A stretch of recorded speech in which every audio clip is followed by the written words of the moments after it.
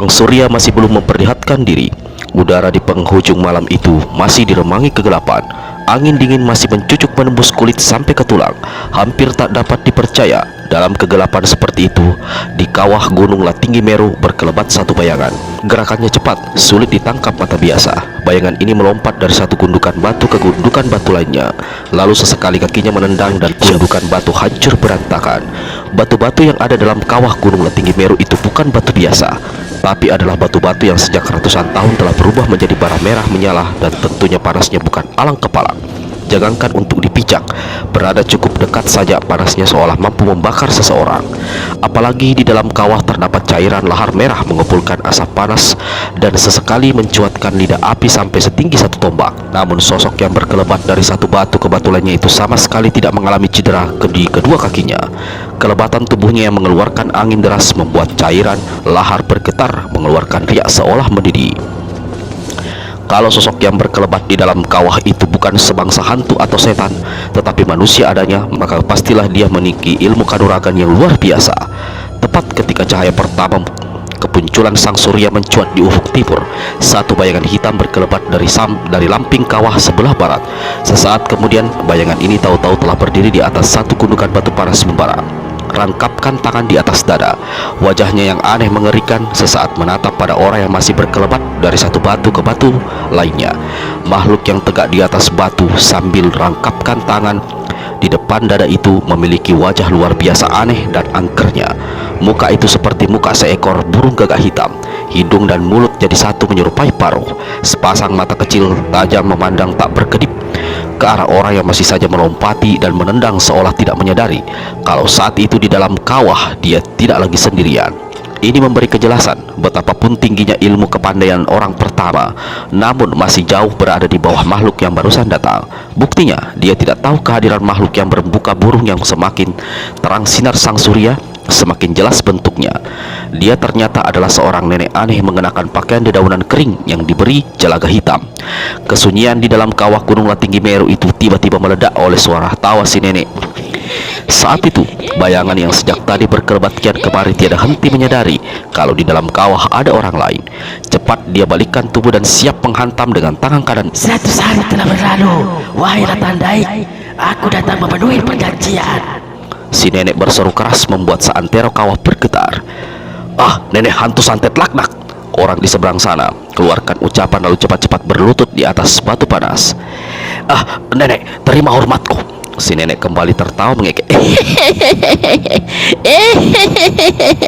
Berdirilah, wahai Latandai. Orang di atas batu merah membara segera berdiri, tapi cara tegaknya agak membungkuk, pertanda dia masih meneruskan sikap hormatnya pada si nenek angker. Kulihat gerakan tubuh serta kekuatan kakimu telah maju pesat, Latandai. Aku senang. Sekarang hari perjanjian telah datang. Kau akan kuberikan ilmu kesaktian yang selama ini kau inginkan. Apakah kau telah siap menerima, wahai Latandai? Wahai nenek hantu santet laknat, aku Latandai siap menerima ilmu apapun yang akan kau berikan kepadaku. Si nenek tertawa melengking. Ilmu bara setan penghancur jagat akan segera kau dapatkan. Begitu ilmu itu menjadi milikmu, maka otakmu ada dalam otakku. Kau menjadi milikku, artinya kau berada di bawah kekuasaanku. Kau harus melakukan semua apa yang aku kata dan apa yang aku perintahkan. Sekali kau berani membangkang, maka ilmu bara setan penghancur jagat akan menghancurkan dirimu sendiri. Kau mengerti dan paham, Latandai? Aku mengerti. Aku paham, wahai nenek hantu santet laknat. Si nenek tertawa panjang.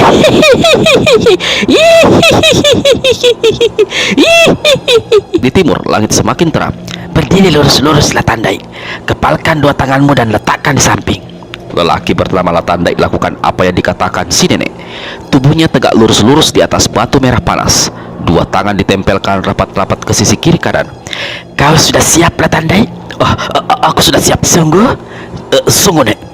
Ceburkan dirimu ke dalam lahar. Latandai tersentak kaget mendengar perintah yang tidak disangkanya itu. Nek, sekali lagi kau dirasuk ragu dan bimbang, sekali lagi kau berucap dan menolak berbuat, maka wahai, cukup sampai di sini aku melihatmu. Kalau aku masih sempat melihatmu, maka aku hanya akan melihat rohmu gentayangan antara langit dan bumi. Dingin dinginlah tengkuk Latandai. Dia tahu si nenek tidak bicara kosong. Dia sadar perempuan tua bermuka burung gagak itu memiliki kemampuan untuk menghabisinya semudah dia membalikkan telapak tangan.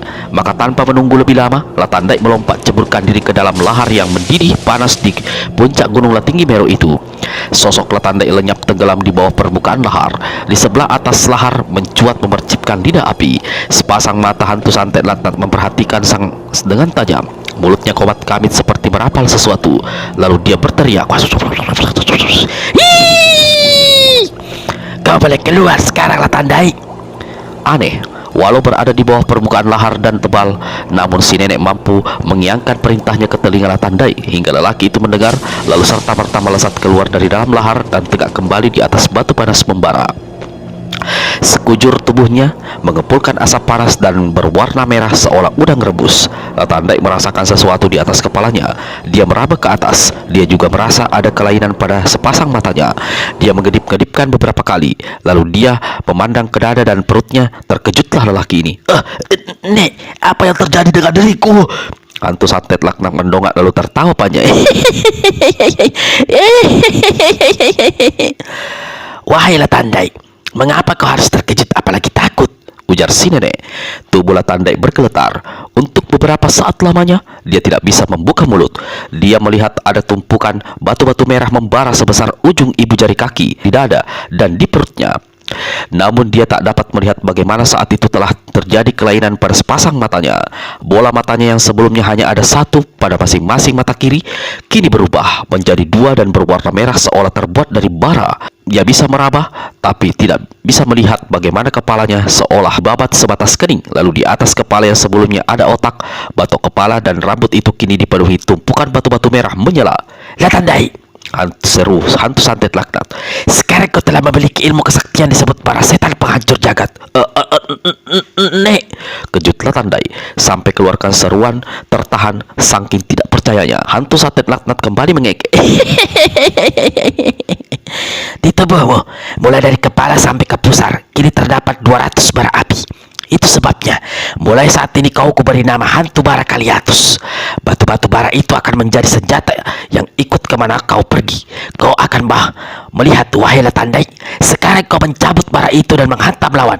Sulit bagi musuh untuk selamatkan diri dari kematian. Di masing-masing matamu kini ada 2 bola mata berbentuk bara api. Jika kau pentang 2 matamu lebar-lebar dan bentangkan rahangmu, maka 4 larik sinar merah sepanas api neraka akan menebar maut. Kalau kau tidak percaya, silakan coba. Palingkan matamu ke arah batu besar di sebelah sana. Kau sanggup menghancurkan batu itu dengan sinar bara setan yang ada pada matamu. Latandai putar tubuhnya, palingkan mukanya dan sepasang matanya ke arah batu besar menyembul di permukaan kawah yang barusan ditunjuk si nenek. Dalam keadaan tak berkedip, Latandai katupkan rahangnya, gigi-giginya berkemelutukan. Saat itu juga 4 larik sinar merah bara menyala berkiblat, melesat dan menyambar ke arah batu besar di permukaan kawah. Batu merah menyala itu hancur berantakan, lenyap dari permukaan lahar. Yang kelihatan kini hanyalah kepulan asap. Melihat hal itu, Latandai segera berpaling dan jatuhkan diri berlutut. Nenek hantu santet Laknat, aku menghanturkan ribuan terima kasih. Si nenek potong ucapan Latandai dengan tawa bergelak lalu berkata, kau sudah kuberikan ilmu bara setan penghancur jagat. Sekarang mari kita mengatur perjanjian dan perintah. Harap kau mendengar baik-baik, wahai hantu bara Kaliatus. Setiap aku memberimu perintah, aku bisa langsung muncul di hadapanmu atau hanya mengirimkan dari kejauhan melalui angin dengan ilmu yang disebut ilmu menyadap suara batin. Sekarang aku mulai dengan perintah-perintahku, Latandai. Setiap perintah harus kau lakukan tanpa pertanyaan, karena otakmu ada dalam otakku. Kau berada dalam kekuasaanku. Pertama, kau harus mencari seorang manusia bernama Lakasipo. Aku tak perlu menerangkan siapa adanya manusia itu. Kau kenal dia, karena dia dulunya adalah kepala negeri Latana Silam. Aku tahu, dan aku kenal Lakasipo. Perintah akan kujalankan, nenek hantu santet Laknat, kata Latandai yang kini telah diberi nama hantu bara Kaliatus. Perintah kedua, kau harus membunuh Loh Santini, istrimu sendiri. Nek, Latandai terkejut sampai keluarkan suara wan tertahan. Jahanam, aku sudah katakan tidak ada pertanyaan. Bentakan si nenek menggetarkan seantero kawah gunung Latinggi Meru. Maafkan aku, Dek, ujar Latandai yang jadi kecut melihat tampang si nenek dan mendengar bentakan yang dahsyat. Aku mempunyai alasan mengapa menyuruhmu membunuh Lusantini. Karena dia seorang istri tidak berbudi dan tidak setia. Lusantini pernah berhubungan badan pada seorang pemuda bernama Lasingar, kerabatmu di Latana Silam. Selain itu, dia juga bermain cinta dengan hantu muka dua. Apa perlunya kau mempunyai seorang istri seperti itu? Latandai merasakan tubuhnya bergetar dan mukanya mendadak jadi panas sampai ke telinga. Dia hendak bertanya dari mana atau bagaimana nenek hantu santet laknat mengetahui hal itu, tapi tidak berani membuka mulut. Apa yang ada dalam pikiran Tandai sudah terbaca oleh nenek hantu santet laknat. Maka dia pun berkata, waktu meninggalkan istrimu dikala dia hamil muda, kau sebenarnya telah mengambil satu keputusan tepat. Berbulan-bulan kau menggelana mencari ilmu. Kau telah menjadi budak hawa nafsu, ingin menguasai berbagai ilmu kesaktian. Kau hampir jadi orang gila dan kerasukan roh-roh jahat. Syukur kau bertemu denganku, wahai hantu Barakaliatus. Satu ilmu yang kuberikan tidak bisa menandingi 100 ilmu kesaktian yang bisa kau peroleh dari orang lain. Aku mengerti dan aku berterima kasih, Nek, kata Latandai pula. Satu lagi yang harus kau ketahui, wahai hantu Barakaliatus. Kalau istrimu dan Lasingar tidak dihabisi, maka mereka kelak akan melanjutkan hubungan tidak senonoh itu. Berarti akan lahir lagi anak kedua, anak ketiga yang bukan darah dagingmu. Bergetar seluruh tubuh Latandai mendengar ucapan hantu santet laknat itu. Walau di lubuk hatinya ada rasa kebimbangan, namun saat itu otaknya telah dikuasai oleh si nenek hingga dia tidak bisa berpikir secara jernih. Karena sekurang-kurangnya tekad untuk menyelidik dan dikatakan si nenek apa benar adanya. Kau sudah dengar penjelasan. Kau sudah tahu kewajiban yang harus menyingkirkan istrimu, membunuh Lasingar. Kau juga patut menghabisi hantu muka dua. Tapi manusia satu itu adalah bagianku. Jangan kau berani menyentuhnya. Aku sendiri akan membunuhnya. Aku mendengarkan perintahmu, akan kujalankan, wahai hantu santet laknat, kata Latandai pula. Wahai hantu Barakaliatus, tugasmu di hari pertama memiliki ilmu kesaktian para setan penghancur jagat cukup sekian dulu. Laksanakan segera. Jika kau sampai gagal, aku akan muncul untuk menjatuhkan hukuman. Hantu Barakaliatus alias Latandai membungkuk dan berkata, tugas dan perintah akan kujalankan. Aku tidak akan menemui kegagalan. Cuma mohon maafmu, apakah keadaan diriku yang seperti ini tidak bisa dirubah kembali seperti sedia kala? Hantu santet laknat tertawa panjang lalu berkata, sudah kukatakan, otakmu ada di dalam otakku, dirimu berada dalam kekuasaanku. Berarti hanya aku yang bisa mengembalikan dirimu pada keadaan semula. Setiap ilmu ada syaratnya, wahai Latandai. Dan kini dia menerima syarat itu dalam bentuk keadaanmu seperti saat ini. Bila kau memang menginginkan perubahan, bisa saja aku lakukan. Tapi kau harus menjalankan semua perintahku lebih dahulu. Kau mengerti hantu Barakaliatus? Aku mengerti, Nek, jawab Latandai walau dengan suara setengah tertahan dan dada sesak. Hantu santet laknat menyeringai lalu tertawa panjang. Ketika tawanya lenyap, sosoknya tak ada lagi di tempat itu. Latandai palingkan kepala. Si nenek tahu-tahu sudah berada di lamping kawah sebelah timur, berkelebat cepat sekali seolah menyongsong matahari, lalu pupus dari pemandangan. Belalang hijau raksasa itu terbang menembus kabut pagi saat udara masih dingin dan menusuk sampai ke tulang sumsum. Di satu tempat ketinggian, binatang itu melayang turun lalu hinggap di atas sebuah batu besar. Dua matanya memandang liar kian kemari seolah meneliti keadaan. Sepasang misalnya bergerak tiada henti. Wahai hijau, apakah kau sanggup membawa kami ke puncak tinggi Meru? Seharian sudah kau melompat dan melayang menerbangkan kami. Aku khawatir kau keletihan di tengah jalan dan jatuh. Satu suara memecah kesunyian di tempat itu. Yang bicara adalah seorang perempuan muda mengenakan pakaian kulit kayu halus. Kepala dan wajahnya yang tertutup selendang terbuat dari rumput hijau dikeringkan. Perempuan ini duduk di punggung belalang hijau, menjadikan binatang raksasa itu sebagai tunggangannya. Belalang raksasa tundukkan kepala ke bawah, lalu menggeleng pertanda dia mengerti dan menjawab ucapan penunggangnya. Tuan, kau sahabatku yang setia, wahai hijau. Mudah-mudahan para dewa dan para peri menolong kita hingga kita bisa selamat sampai ke puncak tinggi Meru. Baru saja perempuan itu selesai berucap, tiba-tiba terdengar suara tangisan bayi. Astaga, ternyata dalam bungkusan yang diduduknya di tangan kiri ada sosok seorang orok yang masih merah karena baru berusia 40 hari. Perempuan ini cepat menimang-nimang bayi dalam bendungan. Anakku, lamata hati, berhentilah menangis. Sebentar lagi kau akan bertemu dengan bapakmu. Sebentar lagi kau akan menjadi anak yang syah, punya ibu dan punya ayah. Perempuan itu terus menimang-nimang si bayi hingga akhirnya berhenti menangis. Sesaat dia mendongak ke atas berusaha menembus tebaran kabut yang menutupi pemandangan. Jauh di atas sana menjulang tinggi puncak Gunung Latinggi Meru. Dari kawahnya selalu mengepul asap panas berwarna kemerahan. Sedang dari perutnya ada suara tiada henti menggemuruh menggedikan, lalu menggetarkan seantero tempat. Hijau, kalau letihmu lenyap, bisakah kau melanjutkan perjalanan? Belalang raksasa bernama lah hijau seperti tadi rundukkan kepalanya dan goyang-goyangkan kakinya. Kaki-kakinya diregang, pertanda dia sudah siap melompat. Perempuan di atas belalang peluk erat-erat bayi dalam bendungan. Sesaat kemudian, lah hijau telah melesat ke udara, terbang ke arah ketinggian puncak Latinggi Meru. Untuk beberapa saat, bayi dalam bendungan tertidur pulas. Begitu mulai mendekati gunung, udara yang tadinya sangat dingin kini berubah menjadi panas. Tubuh lah hijau bergetar menahan panas. Begitu juga perempuan di atas punggungnya, sementara bayi yang tadi tertidur pulas tersentak bangun lalu menangis kepanasan. Tenang anakku, jangan menangis. Sang ibu pergunakan ujung bendungan untuk mengipasi bayinya. Namun Lamata Hati terus saja menangis. Semakin jauh ke atas mendekati puncak gunung Latinggi Meru, hawa panas bertambah panas, tapi kabut mulai menipis. Setelah terbang berputar-putar dan mulai sempoyongan, lah hijau turun di satu pendataran sempit di tepi timur puncak Latinggi Meru. Dua tombak di depan mereka terbentang kawah yang permukaannya berupa lahar mendidih dan mengepulkan asap. Selain itu, ada kabut tebal menebar di sana sini menutupi pemandangan. Perempuan di atas punggung lah hijau memandang berkeliling lalu menetap lekat-lekat ke arah kawah gunung batu itu. Cukup lama dia menunggu dan mencari-cari. Hatinya mulai risau. Orang yang dicari tidak terlihat sama sekali. Bayi dalam bendungan terus menangis, tak tahan oleh hawa panas yang keluar dari kawah. Mimpiku memberi petunjuk, dia ada di sini. Dua orang penduduk Latana Silang memberi kesaksian melihat dia dalam perjalanan menuju puncak Latinggi Meru ini 4 purnama lalu. Namun di mana dia gerangan? Perempuan di atas belalang hijau membatin. Pada saat tebaran kabut yang menutupi kawah itu tertiup angin berarak ke jurusan selatan, maka barulah dia dapat melihat seantero kawah dan dengan jelas. Sesaat perempuan di atas punggung belalang hijau terkesigap ngeri menyaksikan pemandangan di hadapannya. Namun rasa ngeri ini berubah menjadi kegembiraan ketika dia melihat sosok seorang laki-laki tegak tak bergerak di atas sebuah batu besar merah menyala. Dari dua kakinya yang hanya di sebelah kiri menginjak batu, yang di kanan diangkat dan dilipat di atas, sedang kedua matanya dipejamkan. Jelas orang ini tengah bersamadi dengan cara yang aneh. Dia mampu berdiri di atas batu api itu.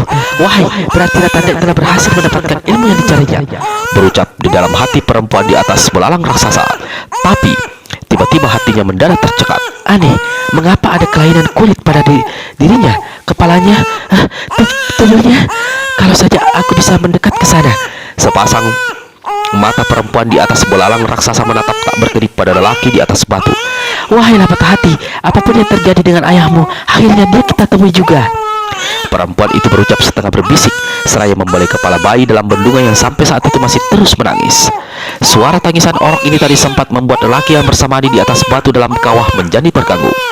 Dua daun telinganya bergerak-gerak, pelipis dan rahanya bergebung. Urat lehernya tampak mengencang, sedang kedua kelopak matanya yang tertutup mengeluarkan getaran-getaran halus. Hanya dengan menambahkan hati, menutup jalan pendengaran, lelaki di puncak batu tinggi akhirnya mampu meneruskan samadi.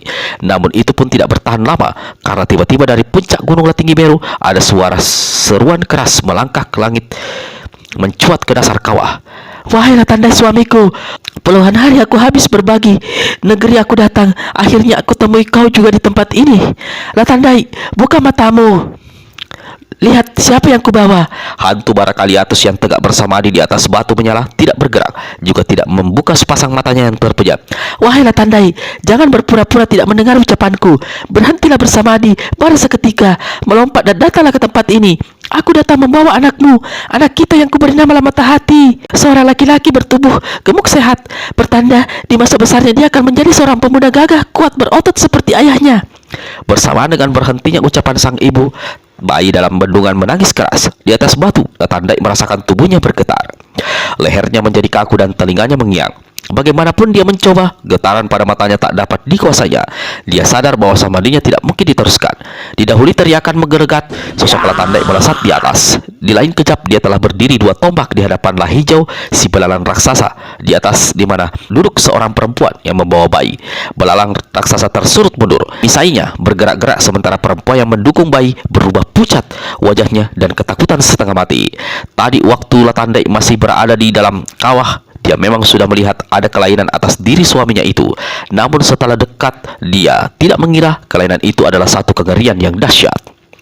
Sepasang mata yang memiliki 4 bola mata laksana kobaran api memandang padanya. Lu Santini, perempuan celaka, beraninya kau datang kemari, berani kau mengganggu samadiku. Perempuan yang disebut dengan nama Lusantin itu sesaat jadi terkesigap, keningnya terkerut, dadanya berdebar dan mulutnya bergetar. Walau takut, tapi dicobanya menjawab. Wahai Latandai suamiku, bukan diriku bermaksud mengganggu sama dirimu. Aku tidak dapat menahan diri. Ini adalah hari ke-40 sejak bayi ini lahir. Ini adalah hari terakhir kau harus melihat putramu dan putramu melihat dirimu. Ini adalah hari terakhir kau harus mengusap ubun-ubun di kepalanya, pertanda kau mengakui bahwa Lamata Hati adalah anak dari darah yang keluar dari tulang sumsummu. Jika itu tidak terjadi sesuai aturan dan adat negeri Tanah Silam, maka seumur hidupmu anak ini tidak akan mempunyai ayah yang syah. Jika dia tidak punya ayah yang syah, berarti aku bukan ibunya yang syah. Lalu apa yang akan terjadi pada anak kita ini kelak? Jika hidup, dia akan menjadi anak setan, tak layak tinggal di negeri Tanah Silam. Jika mati, rohnya akan terkatung-katung antara langit dan bumi. Wahai suamiku Latandai, datanglah ke sini. Lihat anakmu, usap kepala dan tubuhnya, cium kening dan pipinya. Sehabis berucap seperti itu, Lusantini jadi ngeri sendiri. Dalam keadaan kepala dan sosok Latandai seperti itu, jangan-jangan bayi ini akan celaka jika disentuh oleh ayahnya. Lelaki di atas batu merah menyala menatap dengan tampang mengkidikan pada perempuan di atas belalang raksasa itu. Sepasang matanya menyala-nyala, terlebih ketika dia melihat bagaimana Lusantini membuka kain penutup bayi itu lalu mengangkatnya tinggi-tinggi bayi lelaki itu dan bergerak hendak disodorkan kepadanya. Tiba-tiba meledak teriakan dahsyat dari mulut Latandai. Tidak! Suara teriakan itu menggema menggidikan di bawah gunung Latinggimeru, menggelegar sampai ke permukaan gunung, membuat darah Lusantini terkesigap dan seolah berhenti mengalir. Tidak apa maksudmu wahai suamiku Latandai? Bertanya Lusantini. Bayi itu bukan anakku, tapi anak haram hasil hubunganmu dengan Lasingar. Jauh sebelum aku mengawinimu. Lusantini merasa seolah berdiri di atas bara api yang kemudian runtuh dan menghujam memurukkannya ke dasar sebuah lubang api. Wahai Latandai, bagaimana bisa dengan teganya kau berkata seperti itu? Kita kawin 10 bulan purnama yang lalu. Malam pertama kita berhubungan di Bukit Batu Kawin disaksikan orang tua, para sesepuh negeri, disaksikan oleh nenek nama Hila, dan disaksikan serta direstui oleh para dewa dan para peri. Apa yang kau katakan semua itu benar. Tapi pada saat aku mau mengawinimu, kau telah berbadan dua akibat hubunganmu dengan Lasingar. Aku tertipu. Lusantini sampai terpekik mendengar ucapan Latandai itu. Wajahnya seputih kain kapan. Wahai Latandai, demi anak ini aku ikhlas menerima keadaanmu seperti ini. Demi segala roh yang baik penjaga langit dan bumi, demi semua para dewa dan para peri penguasa jagat raya, aku bersumpah tidak pernah melakukan hubungan hina terkutuk yang tidak terpuji dengan Lasingar. Pemuda itu hanyalah kerabat sahabat biasa saja. Kerabat sahabat biasa saja. Latandai meludah. Ludahnya berwarna merah dan mengumpulkan asap. Lalu manusia yang telah berubah menjadi makhluk mengerikan itu tertawa bergerak. Banyak saksi di Tanah Silam yang mengatakan bahwa dia sering menyelinap ke rumahmu di kala dua orang tuamu berburu ke hutan atau mencari ikan di sungai. Latandai, sungguh tidak dapat kupercayai semua ucapanmu. Lasingar sering berada di rumahku karena dia berobat pada orang tuaku atas penyakit yang telah lama diidapnya. Jika kau tahu aku ini sudah bernoda, mengapa kau mau mengawini diriku? Itu karena aku tertipu. Karena kau menipuku. Keluargamu menipuku. Wahai Latandai, agaknya kau yang menipu diri sendiri. Jika bayi ini sudah kukandung jauh sebelum kawin denganmu, mengapa dia kulahirkan setelah 9 bulan? Jika aku memang punya hubungan keji dengan Lasingar dan hamil sebelumnya, seharusnya dia lahir lebih cepat dari itu. Lusantini, apapun cakapmu, apapun dalih yang hendak kau ucapkan, aku tetap tidak akan mengakui anak itu adalah anakku. Dan dirimu yang kotor ini tidak layak hidup lebih lama. Kau dan anakmu lebih baik kulempar ke dalam kawah gunung Latinggimeru. Menggigil sekujur tubuh Lusantini mendengar kata-kata Latandai itu dengan tubuh bergeletar dan dada menggemuruh. Dia turun dari punggung Lahijau si belalang raksasa lalu melangkah ke tepi kawah. Bayi dalam bendungan terus menangis tiada henti. Latandai, diam. Namaku bukan Latandai lagi. Aku sekarang adalah hantu Barakaliatus. Tidak peduli siapapun kau punya nama, tidak kusangka sejahat ini hatimu dan pekertimu. Dengar manusia keji, pembalasan dan karma akan jatuh atas dirimu. Lusantini angkat bayi dalam bendungan tinggi-tinggi. Lalu berserulah perempuan malang ini.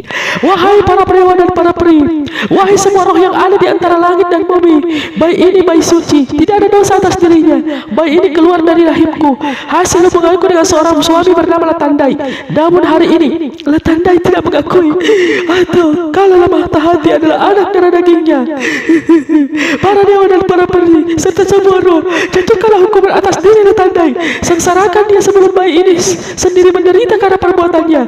Biarkan tubuhnya seperti itu sepanjang usia. Biarkan dia menderita seumur umur dalam keangkuhan dan kesesatannya. Wahai anakku lambat hati, malang nasibmu. Kau tak akan berayah seumur hidupmu. Aku tak akan diakui adat sebagai ibumu. Aku memohon kepala ke atas, kaki ke bawah, kaki ke atas, kepala ke bawah. Kalau kelak kau sudah dewasa, peri-peri dan para dewa akan memberi kekuatan padamu. Balaskan sakit hati ibumu, balaskan sakit hati dirimu. Bayi dalam bendungan menangis keras. Belum habis gaung suara Lusantini di puncak gunung Latinggi Meru, seolah alam mendengar jerit hati sang ibu yang malang itu. Tiba-tiba lumpur merah di dasar kebun dan menggelegak keras lalu mencuat tinggi ke udara. Lidah api membumbung mengerikan lalu seolah jatuh dari langit, didahului suara gelegar dahsyat, berkiblat satu cahaya biru langsung menghantam sosok Latandai alias hantu bara Kaliatus. Sekujur tubuh lelaki ini seolah dialiri satu sinar biru yang menggeletar hebat dan mengepulkan asap. Hantu bara Kaliatus menjerit keras lalu tergelimpang roboh di tepi kawah. Lusantini memeluk bayinya erat-erat. Belalang raksasa menghentak-hentakkan kakinya seolah memberi isyarat agar perempuan itu lekas naik ke punggungnya. Lusantini cepat balikan tubuh sambil mendukung bayinya. Dia lari ke arah lah hijau. Namun sebelum dia sempat mencapai belalang raksasa itu, di belakang sana sosok hantu bara Kaliatus buka sepasang matanya lalu bergerak bangkit. Mulutnya sunggingkan seringai maut lalu dia menggempur keras. Lusantini, jadi kutuk sumpahmu tak bisa aku terima, teriak Latandai. Bukan aku yang jahat, hatimu yang penjahat, teriak Lusantini. kutuk dewa dan para peri hanya jatuh pada manusia durjana. perempuan yang haram, kau dan bayimu tak layak hidup. Latandai angkat tangan kanannya lalu dipukulkan ke depan. 12 sinar hitam halus berkelebat ganas. Dalam keadaan marah luar biasa seperti itu, hantu bara Kaliatus bukan keluarkan ilmu yang baru dimilikinya, yakni bara setan penghancur jagat, melainkan dia menghantam dengan ilmu kesaktian yang telah didapatnya lebih dahulu, selusin biang lala hitam. Jerit Lusantini begitu dia mengenali pukulan sakti yang dilancarkan Latandai. Perempuan ini menjerit sekali lagi. Dia berusaha menyelamatkan diri dengan melompat ke kiri, tapi salah lompat. Arah yang ditujunya ternyata adalah kawah gunung Latinggi Meru. Sementara itu 12 sinar hitam yang menyerangnya demikian cepat membeset ke udara hingga tak mungkin dielakkan. Sudah dapat dibayangkan bagaimana 12 cahaya ganas itu akan menembus sosok Lusantini, lalu tubuh itu sendiri akan terjungkal masuk ke dalam kawah gunung.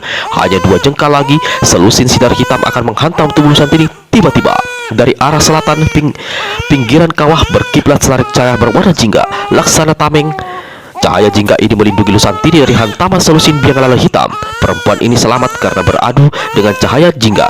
Selusin sinar hitam terpental ke kiri, namun pentalan 12 sinar itu melesat ke arah bayi dalam bendungan pelukan sang ibu. Bayi dalam bendungan terpekik keras. "Anakku!" jerit Lusantini. Tubuhnya terhuyung. Dia hampir jatuh pingsan ketika melihat wajah bayinya itu. Sama sekali tidak menyadari bagaimana Latandai melompat di hadapannya dan tendakkan kaki kanannya. Plak! Satu benda hijau menghantam bahu kiri Latandai hingga orang ini terpental dan terguling di tanah bebatuan. Benda yang barusan menghantam ternyata adalah sayap belalang raksasa. Sehabis menghantam, Lai Hijau merangkul tubuh Lusantini dengan kaki kiri sebelah depan. Lalu dengan cepat binatang ini melompat ke udara, terbang meninggalkan puncak gunung Latinggi Meru. Binatang jahanam, teriak Latandai marah. Gerahamnya bergemeletahkan. Dengan mengerahkan seluruh tenaga dalam yang dimilikinya, dia menghantam ke atas, lepaskan pukulan sakti selusin biang lala hitam. 12 larik sinar hitam menderu. Di udara, belalang raksasa lah hijau keluarkan suara menggerung keras. Ketika tubuhnya bagian belakang hancur dihantam pukulan sakti yang dilepaskan Latandai. Dalam keadaan seperti itu, belalang raksasa itu masih sanggup terbang menyelamatkan diri serta menyelamatkan ibu dan anak yang ada di punggungnya. Tapi berapa lama dia bisa bertahan dengan tubuh yang setengah hancur seperti itu? Latandai menggembor marah melihat Lusantini dan anaknya berhasil menyelamatkan diri. Berkali-kali kepalan tangannya dihantamkan ke tangan kiri. Tiba-tiba ada suara mengyang ke dalam telinga orang ini. Itu adalah suara hantu santet laknat yang disampaikan lewat ilmu menyadap suara batin. Hantu bara Kaliatus, kau telah membuat kesalahan besar. Sudah kau katakan 100 ilmu yang sudah kau punya tidak bakal bisa menandingi ilmu bara setan penghancur jagat. Mengapa kau tidak menghantam perempuan itu dengan ilmu yang kuberikan? Malah kau mempergunakan ilmu keropas selusin biang lala hitam. Kau manusia tidak berguna. Sekali ini aku memberi pengampunan. Lain kali jika kau masih berlaku teledor, kau akan merasakan hukuman dariku. Latandai sadar, segera jatuhkan diri dan berlutut. nenek hantu santet laknat, aku mohon maaf Bu. Aku mengaku telah berlaku salah. Lain kali aku tidak akan berbuat tolol lagi. Jauh di kaki gunung Latinggi Meru, si nenek yang dijuluki hantu santet lanak banting-bantingkan kaki kanannya sang kimbarnya. Hantu Barakaliatus tolol keparat. Dia memberi kesempatan pada hantu muka dua untuk mencari dan menemukan Lusantini kembali. Bagaimana caraku agar membuat hantu muka dua berpaling padaku? Padahal dulu-dulu dia seolah bisa gila jika sehari tidak bertemu denganku. Tapi sekarang banyak permunculan perempuan cantik yang menjadi sainganku. Lusantini, Lujelita, entah siapa lagi. Kalau saja aku bisa mengguna-gunai hantu muka dua, tapi dia terlalu sakti. Mungkin saatnya aku kembali mempergunakan ilmu bersalin wajah. Tapi hantu muka dua sudah pernah tahu ilmuku itu memang tak ada jalan lain. Dua perempuan itu harus cepat-cepat dibunuh. Selain itu, aku harus cepat menyerap kabar siapa-siapa mereka yang bercinta dengan hantu muka dua. Hantu Barakaliatus ingat, tadi ada selarik sinar jingga berkelebat menamengi dan menyelamatkan Lusantini dari pukulan selusin biang lala hitam yang dilepaskannya. Serta merta dia memutar tubuh ke arah selatan. 4 buah bola mata merah menyala. Lelaki itu membesar berkilat-kilat ketika dia melihat satu pemandangan yang membuat darahnya menjadi panas dan tubuh menggeletar oleh rangsangan. Sejarak 5 tombak di hadapannya, di kawah gunung Latinggi Meru, tegak seorang gadis berwajah cantik. Tubuhnya yang berkulit putih mulus terbungkus oleh pakaian terbuat dari kulit kayu yang diberi jelaga berwarna ungu. Belum pernah Latandai melihat gadis mengenakan pakaian sebagus dan sangat mempesona seperti yang satu ini. Bagian punggung, ketiak, dada, dan pinggul tersibak lebar hingga 4 bola mata Latandai menjadi silau. Di tempat itu tidak ada orang lain. Jangan-jangan gadis berpakaian jingga inilah yang telah melepaskan pukulan sakti menangkis pukulan selusin biang lala hitam yang tadi dilepaskan untuk membunuh Lusantini. Tadinya Latandai hendak mendamprat marah, bahkan ingin menyerang. Namun melihat wajah begitu cantik, tubuh begitu mulus dan molek, hatinya langsung menjadi dingin. Terlebih ketika si cantik itu menyapanya. Wahai orang gagah di tepi kawah, gerangan apakah yang membuat dirimu begitu marah hingga unjukkan wajah, membesi dan memukulkan satu tangan ke tangan lainnya? Latandai segera mendekati gadis berpakaian kulit kayu yang warna jingga itu. 3 langkah di hadapan si gadis, dia berhenti. Matanya semakin membesar. Perlahan-lahan muncul senyum di wajahnya yang garang. Sungguh para dewa memberikan berkah yang sangat indah padaku di tempat seperti ini. Bagaimana mungkin aku bertemu dengan seorang gadis secantik dirimu? Kau bukan saja gagah, ternyata sopan dan lembut dalam bertutur sapa. Suaramu semerdu berbunyian yang dimainkan para peri di langit ketujuh. Aku bernama Latandai, berjuluk hantu Barakaliatus. Wahai, siapa kiranya engkau gerangan? Namamu menunjukkan kejantanan, julukanmu menandakan kedahsyatan. Tidak menyangka kiranya aku berhadapan dengan seorang gagah dan pasti sakti mandraguna. Copeng hidung Latandai bergerak-gerak mendengar pujian yang diucapkan. Suara merdu dan keluar dari mulut dan bibir yang mempesona. Luar biasa, kau memiliki 4 bola mata, menjunjung bara api di atas kepala, melekatkan bara api ke dada dan perut. Kalau saja tidak takut hangus, ingin rasanya aku berada lebih dekat denganmu. Sambil berkata, gadis itu lemparkan senyum serta kerdingan mata yang membuat hantu Barakaliatus semakin merasa seperti di kahyangan, sehingga dia terlupa untuk menanyakan siapa adanya gadis itu. Datanglah mendekat. Aku tidak akan mencintai wajah cantik dan tubuh sebagusmu. Si gadis benar-benar melangkah mendekat, tapi 2 langkah dari hadapan hantu Barakaliatus, dia hentikan tindakannya dan tertawa berdek. Orang sakti memang sering menampilkan diri secara aneh dan berada di tempat aneh. Tapi, wahai hantu Barakaliatus, jika aku boleh bertanya, gerangan apa yang membuat kau berada di pinggiran kawah gunung Latinggi Meru ini? Kawah ini menjadi tempat kediamanku sejak beberapa bulan purnama. Tapi hari ini adalah hari terakhir aku berada di sini. Aku bisa menduga, kata si gadis seraya kembali kerlingkan matanya. Tempat ini adalah tempatmu melakukan samadhi atau tempat menggembleng diri. Jika hari ini kau sudah selesai melakukan semua itu, berarti kau akan kembali pulang menemui anak istrimu. Kata-kata terakhir yang diucapkan dengan nada perlahan dan wajah membayangkan kesedihan. Aku tidak punya istri, tidak punya anak, jawab hantu Barakaliatus. Wahai, maafkan diriku yang lancang menduga, kata si gadis seraya mengusap lengan Latandai yang penuh ditumbuhi bulu, membuat lelaki ini jadi tambah tenggelam dalam rangsangan hasrat yang berkobar-kobar. Wahai, lenganku terasa panas. Si gadis terpekik kecil. Darahku menjadi panas melihat kecantikanmu, kata Latandai tanpa malu-malu. Maukah kau ikut bersamaku? Ajakan seorang gagah siapa yang berani menampik. Tapi kemanakah kau hendak membawaku? Latandai jadi bingung sendiri. Lalu dia tertawa gelak. Aku jadi bodoh, tidak tahu mau mengajakmu kemana. Kemana saja, asal kau yang mengajak. Tentu aku suka, kata si gadis pula, dan tak lupa kerlingkan mata genit yang membuat Latandai tambah terambung-ambung seperti di awan. Tangan kanannya meluncur memegang lengan si gadis, lalu setengah berbisik dia berkata, Di lamping kawah sebelah sana ada sebuah gua. Di dalamnya ada satu telaga kecil. Hawa di sana sangat sejuk dan bersih. Aku akan membawamu ke sana. Ah, senang hatiku. Tapi aku ingin sedikit bermalam-malam di bawah sinar sang surya yang baru terbit ini. Kuharap kau tidak marah. Sinar matahari sangat bagus untuk kulit perempuan sepertiku. Apapun yang kau katakan, aku akan menurut. Tapi ada satu hal yang ingin kutanyakan. Kata orang, bertanyalah sebelum sesat di jalan. Si gadis tertawa hingga terlihat barisan gigi-giginya yang putih berkilat, serta lidahnya yang merah dan basah, membuat Latandai tambah gregetan dan saat itu ingin memeluk serta mencium. Mengapa kau datang ke kawah ini? Wahai hantu Barakaliatus, jangan kau curiga pada diriku. Tadi aku berada di pinggiran kawah sebelah sana. Tiba-tiba aku lihat ada sinar hitam dan sinar jingga bertabur di udara.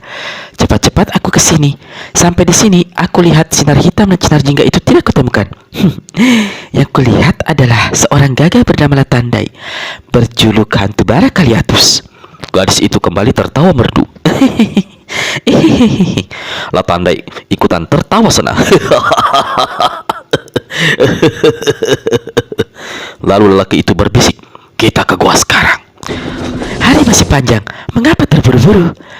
Tapi jika kau memaksa, biar aku mengalah. Aku tak mau kau menjadi marah. Mendengar ucapan si gadis, segera saja hantu Barakaliatus menarik tangannya. Tunggu dulu, Si gadis berseru. Ada apa? Tanya Latandai. apapun yang akan kita perbuat di dalam gua itu, kau harus berjanji. Jangan sampai bara menyala di kepala, dada dan perutmu menyentuh diriku. Aku berjanji. Jawab hantu Barakaliatus dengan suara keras. Hasratnya tambah menggila dan dia benar-benar senang luar biasa karena tidak menduga akan bertemu dengan seorang gadis jelita yang saat itu mau saja diajaknya masuk ke dalam goa. Sambil memegang lengan si gadis, Latandai mengajaknya berlari sepanjang tepi kawah. Lelaki ini berlari kencang sekali dan bukan merupakan lari biasa. Dia sama sekali tidak menyadari walau dia berlari secepat itu, tetapi si gadis di sebelahnya mampu mengikuti. Wahai, goa ini benar sejuk dan indah bersih, seperti yang kau katakan, ujar si gadis yang begitu mereka masuk ke dalam goa. Langsung saja dia dudukkan diri di lantai goa dekat sebuah telaga kecil berair jernih kebiruan. Kalau kita bisa sering-sering berada di tempat ini, senang sekali hatiku. Latandai tertawa lebar. Lalu ikutan duduk di lantai. Dia sengaja merapatkan tubuhnya ke pinggul si gadis. Sekarang apa yang kita lakukan? Bertanya si gadis itu seolah-olah menantang. Latandai rangkulkan tangan kirinya di pinggang sang dara. Awas para menyala di kepala, dada dan perutmu. Memperingatkan si gadis sambil tertawa genit. Jangan khawatir, aku akan berhati-hati, bisik Latandai. Astaga, si gadis terpekik kecil. Ada apa? Tanya Latandai. Gadis ini masukkan tangan kanannya ke balik dada pakaian kulit kayunya yang membuat Latandai memberiak. Dari balik pakaiannya, si gadis keluarkan dua buah benda bulat besar sebesar kepalan berbulu halus. Aku membawa dua buah kecapi hutan. Aku pernah memakannya. Rasanya manis sekali. Satu untukmu, satu untukku. Ini kuberikan padamu yang besar karena kau orangnya besar. Aku biar yang kecil. Ayo sama-sama kita makan. Gadis itu bantingkan buah kecapinya ke lantai hingga terbelah dua. Lalu sambil senyum-senyum memandang pada Latandai, dia segera menyantap buah kecapi yang lembut, putih dan manis itu. Latandai segera pula membuka buah yang di sebelahnya dengan remasan tangan. Capimu manis? Tanya si gadis. Gumam Latandai sambil mengangguk. Dia cepat-cepat menghabiskan buah kecapi itu karena hasratnya tidak tertahankan lagi. Begitu buah kecapi dimakan habis, kembali dia merangkul tubuh si gadis. Tapi belum sempat tersentuh, tiba-tiba Latandai merasakan dadanya sesak. Pemandangannya gelap menghitam, nafasnya tersendak. Dia hanya sanggup mengeluarkan satu patah ucapan itu, lalu tubuhnya terguling terlentang di lantai goa. Gadis berpakaian jingga tertawa panjang. Dengan cepat dia memeriksa keadaan Latandai. Setelah memastikan lelaki itu benar-benar pingsan, maka tangan dan matanya memaksa bekerja memeriksa bagian tubuh di sebelah pusar Latandai. Sesaat kemudian gadis itu menarik nafas panjang. Wajahnya menunjukkan kekecewaan. Hanya ada satu tahi lalat di bawah pusarnya, katanya perlahan. Sesaat dia duduk termenung Dalam hati, kembali dia berkata, Mendapatkan satu saja begini sulitnya. Bagaimana mungkin aku sanggup mencari sampai 7 orang? Wahai diriku yang bernama Lujelita, sulit sekali tugas yang kau pikul. Untuk mendapatkan satu ilmu, kau harus menempuh perjalanan berliku, menantang 1000 bahaya. Gadis yang menyebut dirinya Lujelita itu menarik nafas panjang. Sesaat dia perhatikan sosok hantu bara Kaliatus lalu mencibir. Dia bangkit berdiri. Sebelum keluar dari goanya, dia tendang lebih dahulu kaki kiri Latandai, lalu berkelebat pergi sambil tertawa cekikan. Di satu tempat, gadis itu menyelinap ke balik pohon-pohon besar tumbuh rapat berjejeran.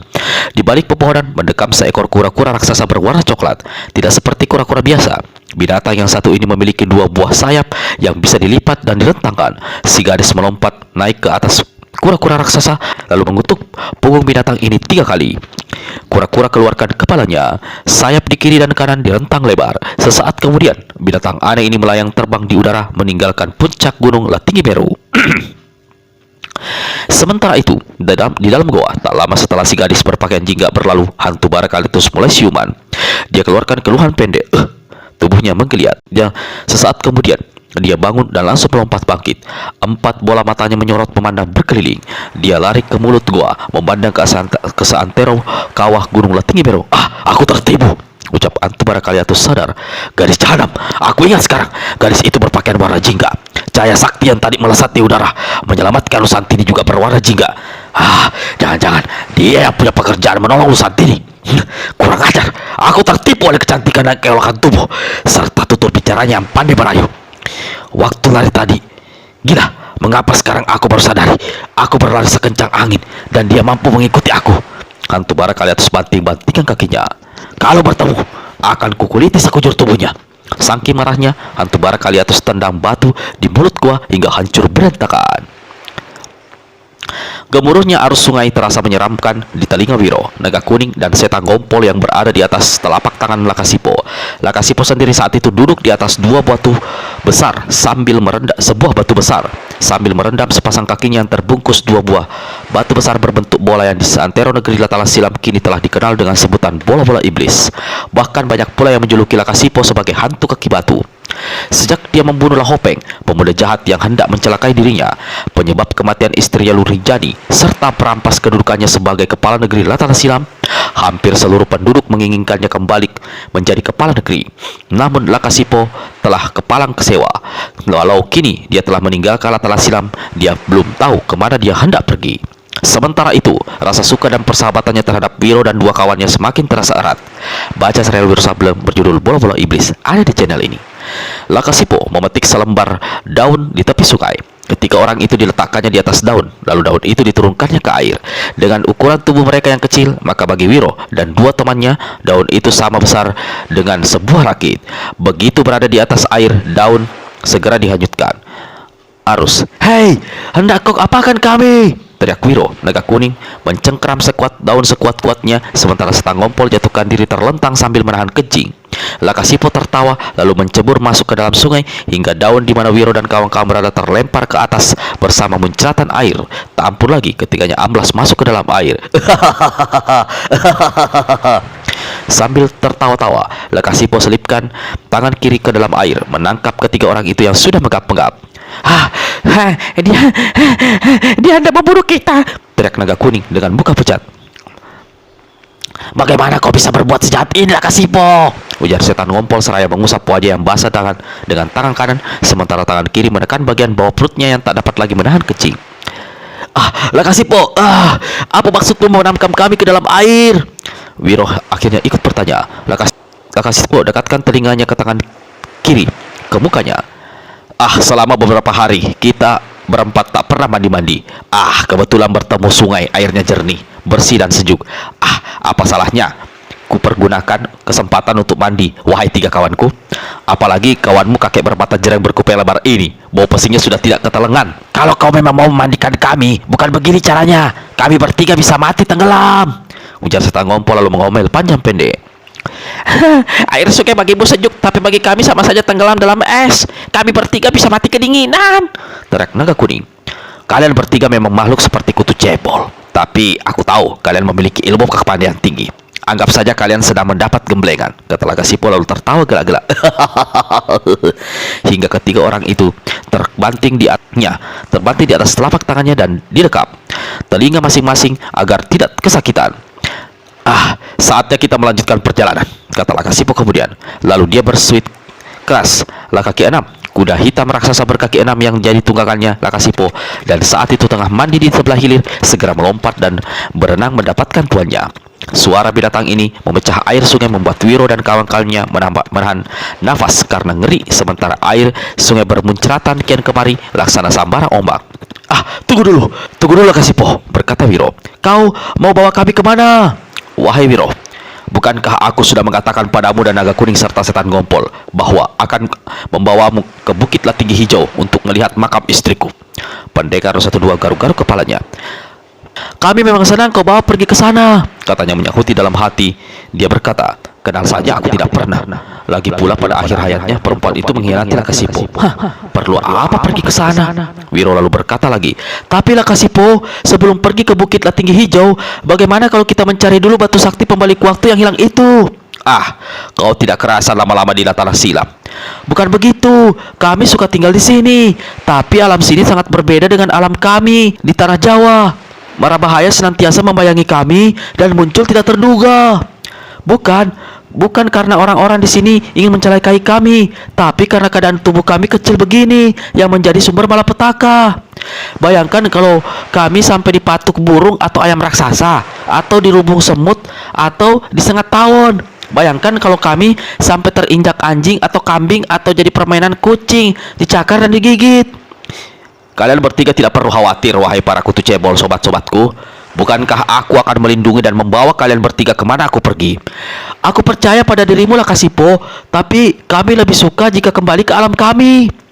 Aku percaya pada dirimu Lakasipo, tapi kami lebih suka jika bisa kembali ke alam kami, kata naga kuning pula. Antarkan kami ke kawasan rumputan itu mencari batu sakti pembalik waktu. Kita sudah pergi ke sana. Kalian sendiri dan juga telah aku menyelidiki, tapi batu 7 warna itu tidak ditemukan. Batu itu pasti ada di sana, karena kita mencarinya terburu-buru saat itu. Karena hampir malam, kata setan ngompol. Lakasipo gelenggang kepala. Betapapun kecilnya benda itu, walau hari hampir gelap, tapi mataku tidak bisa ditipu. Aku pasti akan menemukannya jika batu itu benar-benar ada di tempat. Kalau kau memang bersahabat dengan kami, kau harus mau mengantarkan kami ke sana. Sekali lagi, kita habiskan 1 hari penuh untuk mencari batu itu, kata pendekar 212 Wiro Sableng. Lakasipo menyerai. Persahabatan bukan berarti harus melakukan sesuatu yang mustahil, wahai sobatku Wiro Sableng. Kita pergi ke Bukit Tinggi Hijau dulu. Soal batu itu kita urus kemudian. Lakasipo mengusap kuda hitamnya berkaki 6 yang kini tegak di sampingnya. Ketika dia hendak naik ke punggung binatang ini, Wiro berkata, Lakasipo, tunggu. Kalau kau tidak mau mengantarkan kami ke kawasan rumputan itu, apa kau juga tidak mau menolong kami mencari hantu tangan 4? Makhluk satu ini, dia sulit sekali dicarinya, wahai Wiro. Seluas-luasnya tempat negeri Nasana Silam ini, hantu tangan 4 pasti punya tempat kediaman. Kalau kita pergi ke sana, masakan tidak ketemu, berkata naga kuning. Kalian bertiga tidak tahu siapa adanya hantu tangan 4. Dia jarang berada di tempat kediamannya. Selain itu, dia berada di bawah pengaruh hantu muka 2 yang selalu memberinya perintah hal ini itu. Kalau dia pergi, bisa 1-2 tahun. Apa yang bisa kalian harapkan? Wiro garuk-garuk kepalanya. Setan ngompol berbisik. Aku yakin 1 tahun di negeri celaka ini tidak sama dengan 1 tahun di negeri kita. Mungkin 1 atau 2 tahun di sini hanya 1 atau 2 bulan saja di alam kita. Buktinya orang di sini bisa berusia sampai 300 tahun. Saat itu, Lakasipo telah melompat naik ke punggung Lakaki 6. Sebelum dia memasukkan ketiga orang itu ke dalam kocek jerami di pinggang kanannya, naga kuning berseru, Lakasipo, bagaimana kalau aku tidak ikut kau, tapi antarkan saja mencari seorang anak perempuan? Seorang anak perempuan? Lakasipo mengulang heran. Seorang anak perempuan. Sementara Wiro dan setan ngompol memandang lekat-lekat penuh tanda tanya pada si bocah. Memangnya kau ada kenalan anak perempuan di latar silam ini? Aku tidak tahu. Tidak, aku mengerti. Anak siapa? Anak yang mana? Aku melihat anak itu di tepi tanah lapang luas sewaktu terjadi perkelahian antara kau dengan Lahopeng, menerangkan naga kuning. Kau ini aneh naga kuning. Ada puluhan bahkan ratusan anak perempuan negeri yang luas itu. Kau tahu nama anak itu? Kau ini ada saja naga kuning. bocah sebesarmu sudah tahu perempuan. Wiro hendak mengatakan sesuatu, tapi naga kuning cepat kedipkan mata sambil berpisik. Jangan kau berani membuka rahasia sobat sendiri, Wiro. Ucapan ini membuat murid Sinto Gondang jadi garuk-garuk kepala. Naga kuning pocongkan mulut lalu berkata menjawab pertanyaan Lakasipo tadi. Aku hanya kenal muka, tapi tidak kenal nama anak itu. Ah, Mungkin aku bisa membantu. tiba-tiba setan ngompol berkata, Aku juga memang tidak tahu nama anak perempuan itu, tapi aku ingat betul ciri anak itu. coba kau beritahu ciri-ciri anak itu, wahai kakek menjerang kuping lebar, kata Lakasipo pula. Setan ngompol menyeringai. Dia mengerling dulu pada naga kuning baru menjawab. Anak perempuan itu seingatku hanya mengenakan pakaian dari kulit kayu di sebelah bawah. Di sebelah atas polos, dadanya lumayan montok. Sekujur tubuhnya penuh koreng. Lalu di atas bibirnya ada 2 jalur ingus yang mengambang terus-menerus. Naik kalau disedot, turun lagi kalau dibiarkan. Tua baka jahanam bermulut jahat. Teriak naga kuning seraya menarik kolor si kakek ke bawah hingga uratnya menonggol. Aduh, bukan gadis itu yang aku maksudkan. Bocah kurang ajar. Kau boleh marah, tapi jangan tarik kolorku. Lihat, terong peot dan kantong menyanku benjol kemana-mana. Setan ngompol marah sekali dan cepat-cepat tarik kolor bututnya ke atas. Sambil menawan-tawa, Lakasipo berkata, "Ah, naga kuning, kalau kau mau masih ingat ciri-ciri gadis itu, katakan padaku." Anaknya putih, rambutnya dikuncir ke pirang-pirangan. Dia memiliki sepasang kaki yang bagus. Pahanya putih sekali, pakaiannya agak tersingkap di bagian dada. Aku benar-benar tidak bisa melupakannya. Aku ingin sekali bertemu lagi dengan dia. Bocah ini sudah tiba sakit malah rindu tak tahu juntrungan. Setan ngompol mengejek. Tapi sebagai sahabat yang nyasar ke negeri asing, aku tidak keberatan menemaninya. Apa maksudmu, kakek cebol? Tanya Lakasipo. Kalau bocah ini melihat anak perempuan itu, aku juga melihat seorang nenek berbadan molek. Dia mengenakan pakaian kulit kayu yang dililit sepanjang badan. Di sebelah atas pakaiannya itu seperti kembem. Kulihat ternyata dadanya putih dan masih kencang. Di tanah silam hanya ada satu nenek seperti itu yang kau sebutkan itu. Namanya Luh Lampiri. Dia sudah kawin 9 kali. Setiap kawin, suaminya menemui ajal dalam waktu 30 hari. Setan ngompol terkejut dan langsung terkencing mendengar keterangan Lakasipo itu. Sementara Wiro senyum-senyum dan naga kuning tertawa hahaha sambil cibirkan bibir. Kau masih ingin mengincar nenek itu, wahai sobatku setan ngompol? Bertanya Lakasipo. Aku terpaksa berpikir dulu sampai 7 kali. Tapi kalau cuma sekedar bertemu saja, apa salahnya? Bermain cinta tapi tak perlu kawin. Apa ada aturan yang melarang perbuatan seperti itu di negeri Latara Silam ini, wahai sobatku Lakasipo? Bertanya setan ngompol.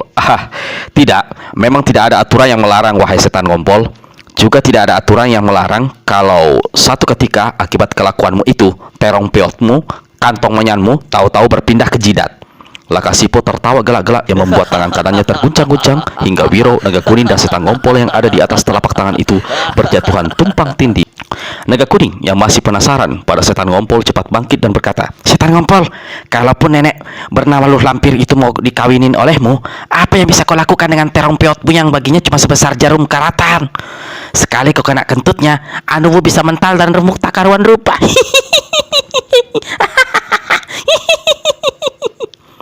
Setan ngompol jadi naik darah.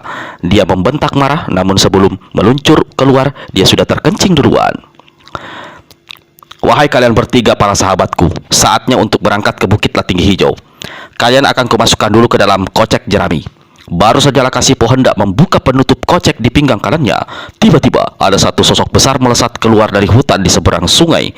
Gerakan makhluk itu membuat 2 pohon besar yang terlanggar tubuhnya berderak patah bertumbangan. Di lain kejap, makhluk ini telah berdiri tegak di atas sebuah batu besar di tengah sungai.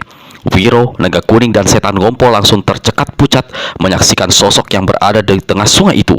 Bahkan Lakasipo tersirat kaget. Berulang kali aku mendengar ceritanya, baru sekali ini aku menyaksikan dengan mata kepala sendiri. Benar-benar mengerikan, kata Lakasipo dengan hati bergetar.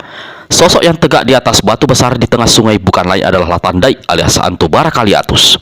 Sepasang matanya masing-masing memiliki 2 bola mata berwarna merah seperti bara menyala menatap angker ke arah Lakasipo. Saat itu Lakasipo masih duduk di atas punggung kaki 6 kuda tunggangannya yang berkaki 6. Sementara Wiro, naga kuning dan setan ngompol masih berada dalam genggaman tangannya. Belum sempat dimasukkan ke dalam kocek jerami. Makhluk apa ini gerangan? Kata naga kuning. Kepalanya seperti pedupaan. Ada bara menyala, menjawab Wiro. Sementara setan ngompol berdiam diri sambil mendekat bagian bawah perutnya karena ngeri melihat sosok hantu bara Kaliatus. Udara di sekitar sungai yang tadinya sejuk kini berubah panas oleh hawa yang keluar dari bara menyala di kepala dan tubuh hantu bara Kaliatus. Lihat matanya. Naga kuning kembali berucap. Setiap mata ada 2 bola mata. Ya, aku juga sudah melihat. Jangan-jangan makhluk ini punya 4 biji di kantong menyannya, kata Wiro pula sambil tertawa cekikikan. Hai, kalian jangan bergurau saja, Membentak setan ngompol. aku punya firasat bahwa bahaya besar mengancam Lakasipo, berarti mengancam kita bertiga.